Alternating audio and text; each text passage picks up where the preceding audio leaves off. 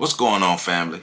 I'm just here to remind you that you can get yourself a copy of my new book, On the Shoulders of Giants, Volume 4, The Caribbean, by visiting my website, www.ontheshoulders1.com, and help support me as I continue on my mission to make sure that my people have our information, even though, there are many people trying to stop us from learning our history. But hey, we can teach ourselves, and one of the tools we can use is my new book, On the Shoulders of Giants, Volume 4, The Caribbean. Remember, visit my website, www.ontheshoulders1.com, to get your copy, and I appreciate your support. Takyi's Rebellion, Part 1, The Easter Rebellion of Port Maria. The island of Jamaica is revered for its beauty and culture, but in my opinion, it is an underrated island when it comes to the history of enslaved Africans revolting against their enslavers. Jamaica is the setting for today's story, but the story begins on the Gold Coast of Africa in the country of Ghana. Takyi was a Fonte chief of an Akan state in Ghana who was said to be a ruler of the Komenda or the Koromansi people. That information I have not confirmed. Takyi was a wealthy chief with a high ranking among chiefs within the kingdom, who also spoke fluent English.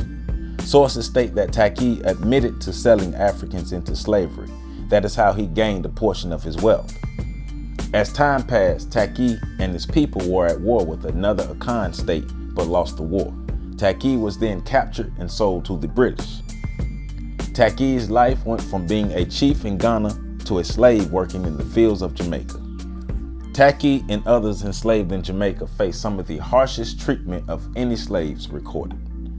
Takyi became an overseer on the plantation he worked.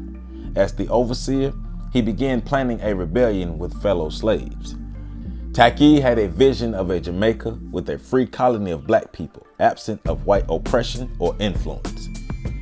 To create this Jamaica, he would have to defeat the British. In 1759, he would escape from his plantation into the caves of Jamaica, accompanied by fellow Africans ready to fight for their freedom. They would plan the rebellion for a year before they officially attacked the slave masters. April of 1760 was the beginning of Takyi's Rebellion, also known as the Easter Rebellion of Port Maria. In the early hours of Easter morning of 1760, Takyi and his followers began their rebellion. They first killed their slave masters on the plantations they worked. They immediately found themselves free and in charge of their own destinies, but they were well aware that this was only an initial defeat. Real freedom came with totally defeating the British.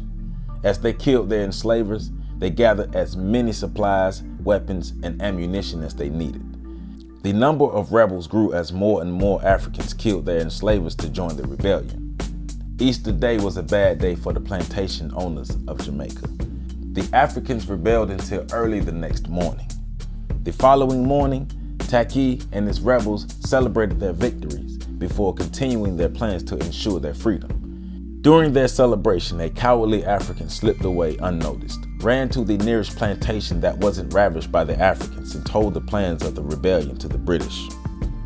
Takyi and the rebels either practiced, believed, or tolerated the Obeah spiritual tradition. Because of their belief in Obeah, they trusted that they would be protected by Obeah because an Obeah spiritualist cast a spell of protection over the rebels and ensured them that the weapons of the British could not harm them. The rebels were soon facing a British militia who were alerted of the rebellion by the person who sold out the rebels.